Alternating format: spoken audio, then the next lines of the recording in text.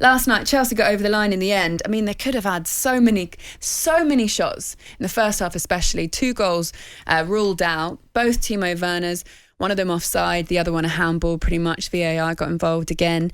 This is what Graham Souness said about him last night on Sky. His numbers are terrible for a centre-forward at a big club, but he always looks like he gets chances because he's rapid, he is electric, and he would beat most people in a sprint. He was a goal scorer before he came to Chelsea, and it may yet happen for him. But Jorginho, your midfield player, and your top scorer with 7 goals, you cannot be successful if you are relying on penalties at the highest level.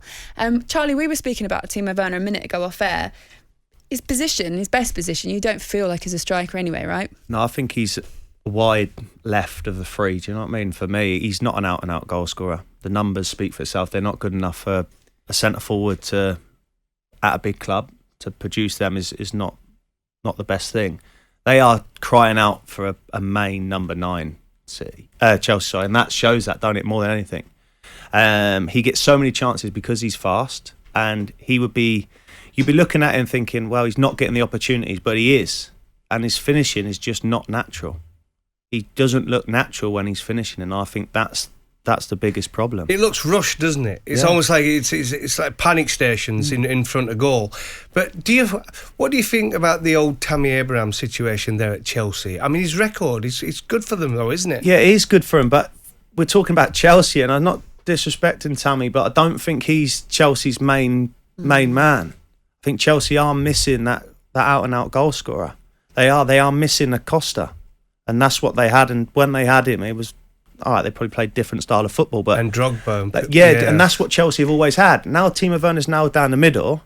That's not his position. I don't think there's a Chelsea fan that would be out there to say, do you know what? Yeah, he is a middleman. And if they do think that, then they do miss those sort of like bullies up front, the Drogbas, like you say as well. The Costa, someone that's a bit aggressive. But that will help. Really I think that will help him though, Laura, because Poulsen played up front with him before, didn't he? And he was brilliant working off him. So if he might be better in a 2, so he can work off the bigger man. But for me, on his own down the middle, it just don't work. We had Martin Samuel on earlier on, and he was saying that they're probably already looking for a number 9, someone to bring in.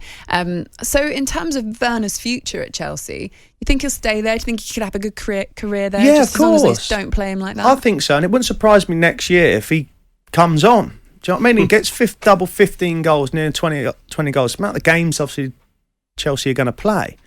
But if they bring someone else in to play down that middle and he can play on the left or the right, it wouldn't surprise me that he goes on and has a very good second season as such. Someone's just texting here saying Timo will learn to play onside, not offside. It could be very dangerous, a great talent. We need a striker though. I mentioned this earlier on. I saw Ali Bender was interviewing him after the game, and he was saying that that's just something that he's always had problems with is staying onside. But he's so fast. He can almost give him 2 or 3 yards before he even makes his movement. So that's obviously a side of his game he needs to work on. He needs to work on it a bit soon because VAR's in the game and there's no room for error. There's no room for manoeuvre, is there? You're offside, you're offside. What is it though, Charlie, about that? When a player, because through all levels, you have some people who are just always offside. What is it? A lack of concentration or? A lot of people try and play on the edge, don't they? Because they haven't got that extra bit of pace. So they try and nick half a yard, and now VAR's come in, they're at offside's offside. There is no room for anything, is there? So I think for me, that's what he needs to add to his game. And you see a lot of players, say Cavani for example, his movement is unreal. So you look at Timo Werner, you're looking at him thinking, he's fast, he's offside. What is it? His movement not great? Well, you look at Harry Kane. Yeah, his movement is unbelievable. He's quick off that first 5 yards, but he's not lightning like some of the other strikers. He's not a Vardy or not. Exactly, but then you look at Vardy, his movement. So I think if you kind of squeeze it in and compress it all, you have to say Timo Werner's movement down the middle. It feels like I'm caning him, but it's not. His movement down the middle is poor. And here's a text that's come in from Stephen. He says Lukaku would be great at Chelsea. Again, same. Costa, Drogba, he fits exact same mould. And maybe Chelsea need to stick to that. Could you ever see Lukaku coming back? He fits the mould for what Chelsea are crying out for, don't he? Let's be honest. If you go and say Drogba, Costa, Lukaku. Well, they're not going to get Lewandowski. They're not going to get Kane, Chelsea. So Lukaku would be the favourite, wouldn't it, to go back? I think he wants to go back to Chelsea as well, doesn't he? Yeah, I think he's gone away. I think the best thing for him, he's gone away. He's won Italian league. He scored goals after goals after goals. And now he's thinking, right, I'll come back to England now. I was part of Chelsea at the start. I feel like I can come back and have a right good go at it again and prove to people that he can still do it in the Premier League. You're guaranteed goals with him as well, aren't you? Everywhere he's gone. Everywhere. West Brom, do you know that season at West Brom? He's a top player. He left Man United and he top end. How many goals did he score? 15 plus? Then all of a sudden he got shipped out of Man United. Following season, Man United don't think scored above 15 between a single person. So it was a mad decision by them. They got him out. It's a big loss for Man United. It's taken them so long to get it. They bring Cavani and now they feel like they've finally got rid of Lukaku. But I think he'd be brilliant for the Premier League and for Chelsea. In terms of offside and Timo Werner trying to train himself to stay onside, is that something that you do in training? Yeah, I guess so. If you're not doing something, performing well, and you need something part of your game to work on, it sounds mad, but he's obviously going to have to work on it. And like I said, I keep going back to it, but there's no room anymore for error. We're not looking for, he's offside there. No, if you're half a knee's offside, you're offside, aren't you? So he needs to work on that. I think it comes down to his movement. You were talking about Tammy Abraham earlier on and about the fact that maybe his future at Chelsea it's Palace, isn't it? If Frank goes there, it's Palace 100%. Or a West Ham or something like that. I still think Crystal Palace would be the one he goes. He knows he's going to play every single week, wouldn't he? Yeah, I'd say so. He'd go there and play and be the main man. He'd probably thrive on a team like Palace. Do you know what I mean? Middle of the table, not too much.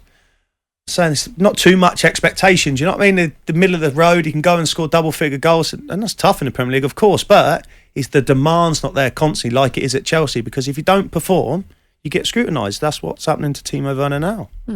Text message here from Dave in Yorkshire, and he says, "Morning, everyone. Charlie's correct. Chelsea do need a proper striker.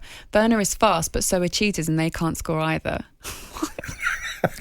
Dave, I like it, Dave. Like it, but I do get Timo Werner is rapid, and he gets chances because of how fast he is. But he's not a striker. His finishing looks so awkward. It really does. With what you saw from Chelsea last night, and they've got the final coming up in Porto against Manchester City, was that more of a performance from Chelsea? Just forget about the fact that Timo Werner's 2 goals ruled off, whatever. Is that the kind of performance that makes you think they could take Manchester City on? Yeah, and you see that when they played them the other Saturday. And the thing is, Chelsea are good when they can play at their tempo and they can control the games. It's when teams sit back and defend, and you see that with Leicester at the weekend when they got the goal and they couldn't break them down. They haven't got them players to break it down, to create anything. They need space in behind with the pace of Werner. But they've got a hell of a chance against City, but I'm not sure they've got enough creativity to get through. What do you think, Coffee? Well, again, I think I'm looking forward to it. Tactically, I think Sally's mentioned there about the way they're going to play Chelsea. It's whether Manchester City can stay patient.